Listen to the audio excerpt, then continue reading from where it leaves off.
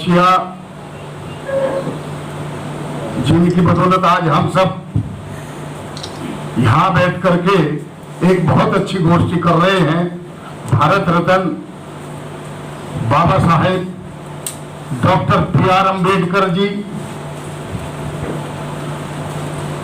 और मान्यवर काशीराम जी। जब काशीराम जी का नाम आता है तो आप पीएचपी की बात है। उन्होंने गांव-गांव, देहात-देहात जा करके एक-एक घर में बैठ करके बहुजन समाज को इकट्ठा किया और वो बहुजन समाज, वो संगठन, वो वैचारिक गठजोड़ जितने दिन चला इस देश में,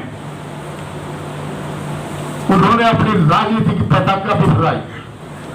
साथियों, मैं इससे पहले अपनी बात रखूं, मैं इन सब लोगों का जो श्रद्धेय साथी इस संगठन को चला रहे थे पहले से, उनका सबका बहुत बहुत धन्यवाद करता हूं और उनको बहुत बहुत बधाई देता हूं कि उन्होंने समाज के लिए एक आवाज उठाई। जब ये संगठन बना तो भाई कपिल जी ने हमसे चर्चा की थी कि एक ऐसा समाज जो सदियों से दलित समाज, और जब मैं दलित समाज कहता हूं उसमें सभी लोग आ जाते हैं, बहुत प्रताड़ित, शोषित और अंडर प्रिविलेज लोगों को इनसे घृणा होती थी। उस समाज की बात हम लोग करने जा रहे हैं, तो मैंने इनसे कहा कि आप बहुत पवित्र काम करने जा रहे हैं और आपको शुरू कर देना चाहिए ये। साथियों, वैसे तो हम पैदाशी बाबा साहब के सिपाही रहे और जहां बाबा साहब का मिशन का नाम आता है वहां किसी भी सबकास्ट का नाम नहीं आता। ये मैं आपको कहना चाहता हूं। तो मेरा बहुत बहुत क्रांतिकारी जय भीम। साथियों, ये मीटिंग मंथन चल रहा है, सभी श्रद्धेय साथियों के बहुत अच्छे विचार आए और बड़ी स्पष्ट बात भी हुई। कुछ लोगों ने बड़े तीखे बाण भी चलाए, कुछ बहुत ही, मैं तो ये कहूंगा, जब हम सभा में होते हैं और एक परिवार में होते हैं तो हमें बड़ा समझ के बात करनी चाहिए और किसी भी संगठन का हौसला बढ़ाना चाहिए। एक पर्टिकुलर कास्ट, क्रीड या पर्टिकुलर मिशन, वो हमारा मिशन गवाही नहीं देता जिस मिशन के हम सिपाही हैं। साथियों, बाबा साहब ने तो 6443 जातियों को जोड़ करके SC, ST और बहुजन समाज की जो है प्रस्तावना रखी थी और किया। आज हम छोटी छोटी बातों में ना उलझे और ये जो सिस्टम आज तैयार हुआ है, मैं उन सभी श्रद्धेय साथियों को पहले मुबारकबाद देना चाहूंगा जो जिन लोगों ने ये पदभार संभाला। ये पद की गरिमा, और जब आपके सर पर एक पगड़ी बन जाती है तो उस पगड़ी का मान रखते हुए मैं समझता हूं कि जितने श्रद्धेय साथी बैठे हैं आपस में ये अपने में एक एक इंस्टीट्यूशन है। बहुत बड़ी ताकत है आप लोगों के साथ और इस ताकत का दूसरे लोगों ने फायदा उठा करके, कोई यहाँ 15 सांसद मंत्री है, कोई CM है, कोई PM है और कोई कुछ है। अभी भी वक्त है, बहुत दूर नहीं हुआ। यदि ऐसी स्थिति में आप, चाहे वो सेंटर की गवर्नमेंट है, चाहे स्टेट की गवर्नमेंट है, आप सब लोग भली भांति ये समझ चुके होंगे कि उनकी मानसिकता आपके प्रति क्या है। हम सब लोग 20 साल से प्राइवेटाइजेशन के अगेंस्ट आवाज उठाते रहे, लेकिन वो प्राइवेटाइजेशन होता ही गया। किसी ने आपकी एक बात नहीं सुनी। बाबा साहब ने जो संविधान दिया, जो उसमें सिस्टम बनाया, जितनी भी उसमें आपको अधिकार मिले। हमारी जैसे बहन जी कह रही थी अभी, डॉक्टर साहब आपके फंडामेंटल राइट की बात वो बहुत सही है। हम सबको वो फंडामेंटल राइट, वो फंडामेंटल हमें विस्तार से और पढ़ने चाहिए सब लोगों को, सो दैट हमें यह भी पता चले कि हमारे इस देश में अधिकार क्या है, हमारे कर्तव्य क्या है। अगर जिस व्यक्ति ने संविधान नहीं पढ़ा, कुछ अगर आप सारा नहीं पढ़ सकते, मैं कहता हूं जो हमारे मतलब का है वो संविधान हमें जरूर पढ़ना चाहिए। संविधान ही हमारी गीता है, कुरान है और दूसरी चीजें हैं, गुरु ग्रंथ है, वो संविधान है। उस संविधान की बदौलत आज हम यहाँ बैठे हैं। उस संविधान की बदौलत कोई डॉक्टर है, इंजीनियर है, कोई डीएम है, और तो कोई मंत्री है और कोई राष्ट्रपति तक चला जाता है। बहुत से लोगों ने 70 साल तक बाबा साहब को केवल अनुसूचित जाति से जोड़ कर रखा। मैं पूछना चाहता हूं, जो संविधान में बाबा साहब ने महिलाओं को, दलितों को, बहुजन को, ओबीसी को जो अधिकार दिए, क्या वो केवल दलितों को दिए? महिला चाहे वो किसी भी वर्ग की थी, इस देश में उसको पैर की जूती से ज्यादा नहीं समझा जाता था। It is only your constitution, केवल कॉन्स्टिट्यूशन ऐसा है जिसकी वजह से आज हमारी बहनें, हमारी बेटियां और महिलाएं इस देश की प्रधानमंत्री बन जाती है, राष्ट्रपति बन जाती है, और तो और आज फाइटर जेट को चला करके बम डालने का भी काम हमारी बहनें कर रही है, हमारी बेटियां कर रही हैं। साथियों, ये जो अधिकार है बाबा साहब ने हमें दिया, हम उस बाबा साहब की संतान होने के बावजूद हम ये नहीं समझ पा रहे कि जो विषमतावादी ताकतें हैं, 10% लोग 90% पर शासन करते चला रहे हैं, तो इस चीज को हम कब देख रहे हैं? साथियों, जहां रिजर्वेशन की बात आती है हमेशा मैं कहता हूं कि जहां पॉपुलेशन को अगर हम कैलकुलेट करें, वो 12.5% लोग 88% पर राज कर रहे हैं, और अगर हम उसकी मिनिस्ट्री की या ऑफिशियल की या नौकरियों की बात करें तो उनका कहीं ना कहीं वो 200% का रिजर्वेशन वो लोग ले रहे हैं। किसी भी आप यूनिवर्सिटी में है, कोई भी यूनिवर्सिटी में किसी भी दलित या ओबीसी का वाइस चांसलर आपको ढूंढा नहीं मिलेगा। अरे वाइस चांसलर की बात छोड़ो, प्रोफेसर नहीं मिलेगा, लेक्चरर नहीं मिलेगा, 200 जो वैकेंसी वो खाली पड़ी हुई है। तो साथियों, ये बहुत लंबी बात हो जाएगी। अब हम आते हैं अपने इस पर ठेकेदारी प्रथा पर। ठेकेदारी प्रथा ये एक प्राइवेटाइजेशन का बहुत बड़ा विस्तृत रूप है। ये हमारे संविधान में दिए हुए अधिकारों का बहुत बड़ा हनन और सोची समझी चाल है, जिसकी वजह से जो लोग हमारे अगर पीएन भी लगता था, कोई बाबू लगता था, यूडीसी लगता था, इंस्पेक्टर लगता था, या कोई और दूसरे उसमें जाता था, तो कम से कम वो रिटायरमेंट के टाइम तक वो ऑफिसर बनकर निकलता था। लेकिन आज ठेकेदारी प्रथा में, अरे और तो और नौकरी की बात, जिस देश में ज्वाइंट सेक्रेटरी भी कॉन्ट्रैक्ट पर कॉर्पोरेट ऑफिसर लिए जाते हो, तो आप यहां से अंदाजा लगा दो होने क्या जा रहा है। कॉर्पोरेट ऑफिस का जनरल मैनेजर, उसको डायरेक्ट ज्वाइंट सेक्रेटरी बना दिया जाता है। ये छोटी बात नहीं साथियों, आपको अब जागना पड़ेगा।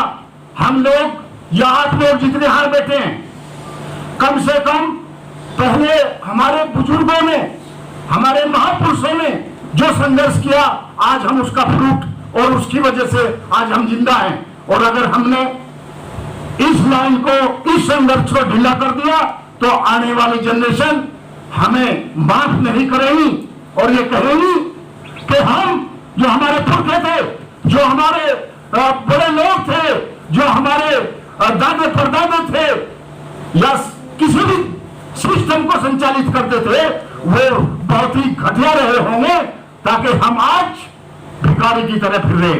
साथियों, ये आज चाहे वो स्टेट गवर्नमेंट है, केंद्र गवर्नमेंट है, ये सब लोग हाथ मिला करके और आपको मूर्ख बना करके काम कर रहे हैं।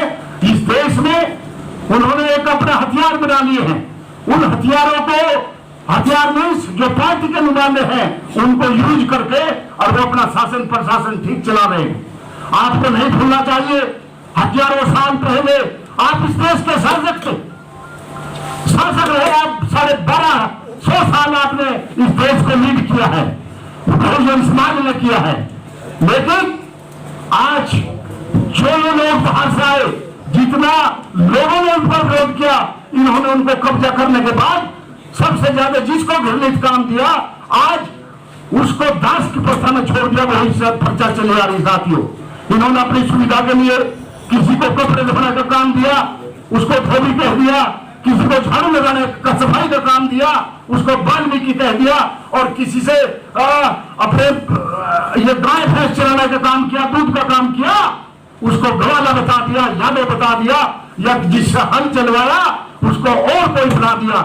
मैं कहना ये चाहता हूं कि जितनी भी जातियां हैं, तुम सब लोग एक बाप की और एक खून हो तुम लोग। तुम्हें केवल सुविधाओं के अनुसार इन लोगों ने हजारों साल पहले एक दूसरे कंपार्टमेंट में बांट कर रख दिया, और आज इसी चीज को जब कोई वाल्मीकि भाई या जाटव भाई कहीं बैठता जाता है, ये चर्चा चला दी, अरे तुम्हारा हिस्सा सब जाटव खा गए, तुम तो पीछे रह गए।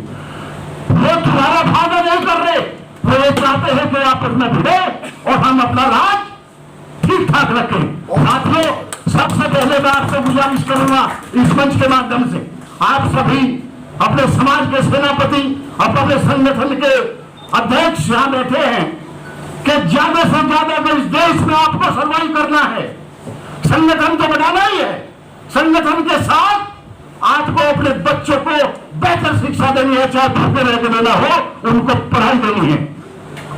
अगर वो बच्चे पढ़ गए, जो बच्चे हमारे पढ़ लिख करके आज बैठ गए, अरे बाबा साहब अगर इतनी परेशानियों में न होते, अगर कोई इनकी जीवन पढ़ेगा बराबर, आपकी आंखों से बह जाएंगे पानी कि एक आदमी एक ब्रेड खा करके 24 घंटे में और लाइब्रेरी में बैठ कर कैसे पढ़ते थे, और जब पैसे खत्म होते थे अपनी बात को एक चिट्ठी लिखी उन्होंने, जो बॉम्बे में गोबर उठा के उसके उपले बना करके रोड के किनारे उनको बेच करके अपने बच्चों का पालन करती थी, और उनके 4-4 बेटे दफन हो गए, कमरे भी नहीं था उनके पास।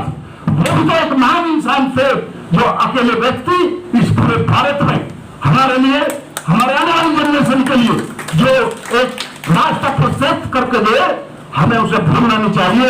आज हम सब वेल हैं, हम ठीक से खाना खा सकते हैं, हमारे पास गाड़ी है, घोड़े हैं, मकान, और अगर तब भी हमने अपने बच्चे नहीं पढ़ाए, तब भी हमने उन बच्चों को उस सिस्टम से, जिस सिस्टम को इन लोगों ने हमारे ऊपर लादा हुआ है, अगर हमने उनको उससे नहीं वंचित रखा, उसमें नहीं धकेला, तो फिर कहीं ना कहीं हम उनके बहुत ही बड़े अपराधी हैं, अपनी औलाद के भी अपराधी हैं। साथियों, शिक्षा, किसी ने कहा वो शेरनी का दूध है, जो इसको पीता है वो शेर की तरह दहाड़ता है। और शिक्षा के कम चलते हुए आज पूरे भारतवर्ष में आपके लिए लोगों ने जो ये सिस्टम बनाया दोहरी शिक्षा की, आपको मालूम है कि आज प्राइवेट स्कूल क्यों खोले गए? वो भी तुम्हारे एक रास्ता रोकने के लिए खोलेंगे प्राइवेट स्कूल, ताकि आपके बच्चे एक एमसीडी के स्कूल में पढ़े और उनके बच्चे पैदा होते हैं अंग्रेजी के स्कूल में पढ़े। जो बच्चा 9th क्लास में ABCD सीखता है और एक बच्चा 8th में सीखना शुरू कर देता है, और वो कहते हैं कि कंपटीशन में नहीं होते। मैं कहता हूं कि समान अपॉर्चुनिटी दीजिए, समान अवसर दीजिए, और फिर देखिए कि हमारा कैलिबर क्या है। और आपने देखा होगा कि पिछले 2-3 साल से अपने बच्चे IAS को टॉप कर रहे हैं, हमारी बेटियों ने टॉप किया, हमारे बच्चों ने टॉप किया। साथियों, अपॉर्चुनिटी अगर बराबर मिलेगी तो हम किसी से कम नहीं, और ये पूरा का पूरा, और अगर हमें राज करने की भी जहां जहां अपॉर्चुनिटी मिली, हमारे जो भी श्रद्धेय साथी राज में रहे, उन्होंने दिखाया कि हम हैं। 1971 में डिफेंस मिनिस्टर जगजीवन राम होते थे। बहुत लंबी बात हो जाएगी, लेकिन इशारा काफी है कि देश को लग करके फेंक दिया। आज बहुत बड़े बड़े राष्ट्रवादी है, केवल मीडिया तंत्र। अरे कल आपको साबित करना पड़ेगा। और जितने हमारे ओबीसी भाई हैं, मैं इस मंच के माध्यम से एक बात कहना चाहता हूं, मैंने जितनी भी एट्रोसिटीज पिछले 25 या 30 साल में हुई, हर जगह मैं उस जगह गया, डीएम को घेरा, गवर्नर को घेरा, एसपी को घेरा और उनको न्याय दिलाने का काम किया। यही काम था समता समिति का जो बाबा साहब ने 1924 में बनाया। हमने चाहे गोहार कांड था, हम सर्विस में थे, सेंसिटिव पोजिशन पे थे, लेकिन नहीं, जहां समाज की बात आती थी सबसे पहले गए। गोहाना कांड की घटना में सबसे पहले हमारी टीम गई, हमारा दल गया और हमने जाकर के जो लोग उस समय मुख्यमंत्री थे, जो लोग उस समय गवर्नर थे, हम वहां तक गए। बहुत सी घटनाएं हैं, दुलीला कांड, वो दूसरा तुम्हारा फरीदाबाद वाले 2-3 कांड, मिर्चीपुर कांड, और ये बहुत ऐसी कोई घटना नहीं, हस्तिनापुर कांड, केजा कांड, दुलीला कांड, दल्लकोर कांड, और उधर चले गया मेघवाल का एक बच्चा राजस्थान में, और कुबेर कांड भरतपुर का। हमने सब में सहयोग और हमने अपना पार्टिसिपेशन किया साथियों, बीइंग इन सर्विस किया, बीइंग इन सर्विस किया। चुके सबसे पहले हम ये समझते हैं कि हम पहले समाज और उसके बाद दूसरी बातें आती है। जैसे बाबा साहब ने कहा था कि अलग-अलग समाज को लोग बदनाम करते हैं, लेकिन मैं कहता हूं कि मेरा समाज कहता है कि हम सबसे पहले भारतीय हैं, उसके बाद हिंदू, मुस्लिम, सिख, ईसाई हैं, सबसे पहले हम भारतीय हैं और हम सबसे बड़े राष्ट्रवादी हम हैं। हम इस देश के मूल निवासी हैं। कौन कहता है? हमारी शंका करते हैं लोग, हम कहते हैं कि हम मूल निवासी हैं, हमारी पैदाश, हमारी जनरेशन, 2 जनरेशन हम यहां से पैदा हुए, ये लोग बाहर से आए हैं। तो साथियों, वो चीज रखते हुए मैं ये कहना चाह रहा था, ये प्रेस्टीज पर हमारे श्रद्धेय यादव साहब यहां बैठे हैं, कसाना जी यहां बैठे थे और 2-4 और भी बहुत से ओबीसी और सब हमारे संगठन में रहते हैं, उनके मंच में भाषण देने जाते हैं, चाहे जाट भाइयों का है। लेकिन भाई लोगों, आज तक इन ब्राह्मणों ने जितनी भी एट्रोसिटी इन गरीब लोगों को कराई, आप लोगों से कराई। जहां यादव मोहल्ले है वहां भागड़ रहती है, जहां गुजर मोहल्ले है वहां गड़बड़ होती है, जहां जाट मोहल्ले है वहां गड़बड़ होती है। इस मानसिकता का देश हम आपके साथ करने से करना मिला के चलेंगे और जिस दिन ये मानसिकता छूटगी उस दिन बहुत बड़ी बात हो जाएगी। और दूसरी बात, जब मुसलमानों से लड़ाई होती है, हम सबसे बड़े हिंदू, हमें हिंदू बनाया जाता है, हम हिंदू हैं सबसे बड़े, उनसे लड़ने के लिए, और हम भी तैयार होकर के और भाग लेते हैं मारकाट के लिए। साथियों, आज के बाद वैसे तो लोगों में अकल आ गई अभी, अब कोई मेरठ कांड नहीं हो रहा, कोई रामपुर कांड नहीं हो रहा, कोई मुजफ्फरनगर कांड नहीं हो रहा। People have aware, they know their intention, they came to know what is their intention, but still आपको ये देखना है कि आप ऐसे किसी भी कचरे में हिंदू बन करके और अपनी तलवार लेकर के और अपनी छुरी लेकर नहीं भागोगे। क्या मैं ठीक कर रहा हूं बात? इसमें आपको समझ लेना है। वैसे तो आप जब एक हाली एक खेत में अनाज पैदा करता है और वो अनाज उसके पैरों से होकर आता है और जब उसकी रसोई में चला जाता है तो वो जिसने वो अनाज पैदा किया उसके घर में नहीं जा सकता, वो कहेगा नहीं पानी लो। तो साथियों, ठीक उसी तरह से पूरे देश को सफाई करने वाला इंसान, मुझे आज हैरत हुई एक बात सुनकर कि जो लोग कॉर्पोरेशन में नौकरी कर रहे हैं या कहीं एल्सवेयर कर रहे हैं, किसी हॉस्पिटल में नौकरी कर रहे हैं सफाई कर्मचारी, उनको मेडिकल फैसिलिटी नहीं। कितना बड़ा अत्याचार! लोग कहते हैं आजाद हो गए, कहां कौन सी आजादी है? कौन सी आजादी है? मतलब आदमी काम कर रहा है उसी हॉस्पिटल में, पूरी देहात लेकर के टाउन, सेंटर, ऑफिस, एवरीवेयर वो सफाई का काम कर रहा, और जो मरने लगता है उसे मेडिकल फैसिलिटी नहीं, उसे पेंशन नहीं, उसकी ग्रेजुएटी नहीं दी जाती। अगर वो अकस्मात मर जाए बाय वर्च्यू सेफ्टी मेजर्स, उसके पास दस्ताने नहीं, मास्क नहीं, नीचे जूते पहनने के नहीं, और उसको नाले में झोंक दिया जाता है। इस बात को हमने करीब जब कांग्रेस की गवर्नमेंट थी, यहाँ राजकुमार वेरका जी होते थे इसमें कमीशन में, डॉक्टर राजकुमार वेरका, बहुत डायनेमिक आदमी थे, वो हमारे दोस्त थे बहुत अच्छे। हमने इसको उठाया और कुछ समझते साथी अगर यहाँ है, फिर वहां एक मीटिंग हुई और इस पर पूरा कलमबंद सिस्टम बना 4-5 पॉइंट का कि आज के बाद इस देश में कानून बनना चाहिए कि कोई भी सफाई कर्मचारी अपने ऊपर मेला लेकर नहीं चलेगा। ये उस दिन की बात है, मैं उस मीटिंग का मेंबर था।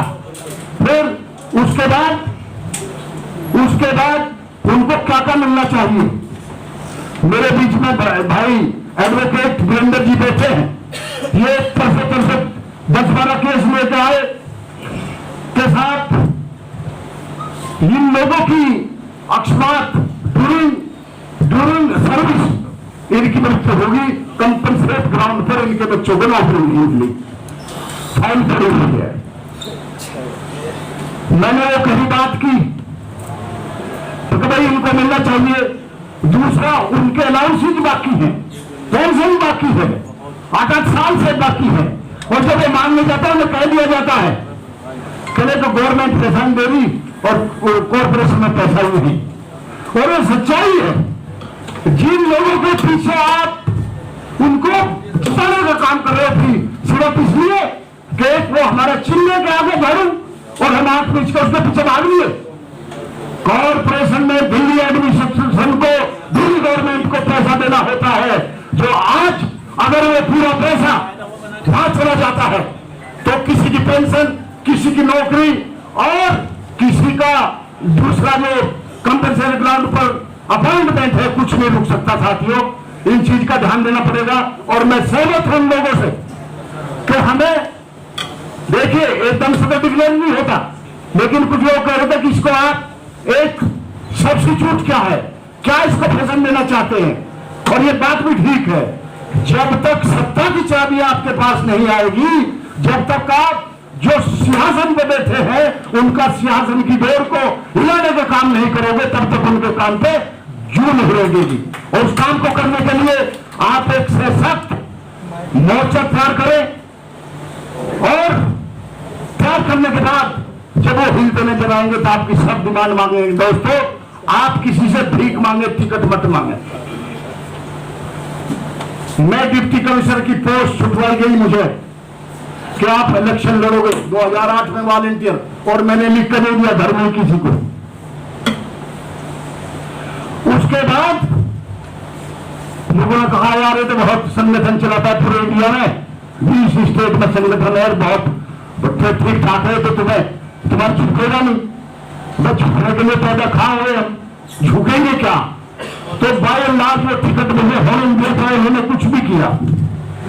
उस दिन से हमने सोच लिया, 2 बार हुआ, कोई बात नहीं, जाने दो, लेकिन समाज का सिस्टम हमने नहीं छोड़ा। टिकट विकट हमने दिमाग से निकाल दिया। हम कभी एज AR जोशी मैं इलेक्शन नहीं लड़ूंगा, अच्छे भाई लड़ना चाहे उसे हम ताकत लगा के आगे भेजेंगे। साथियों, मैं चूंकि ये जो भीख मांगते हैं, हम टिकट पे टूट जाते हैं, हमारी एसोसिएशन टूट जाती है, हमारा संगठन टूट जाता है, बड़ा बड़ा खेल बिगड़ जाता है।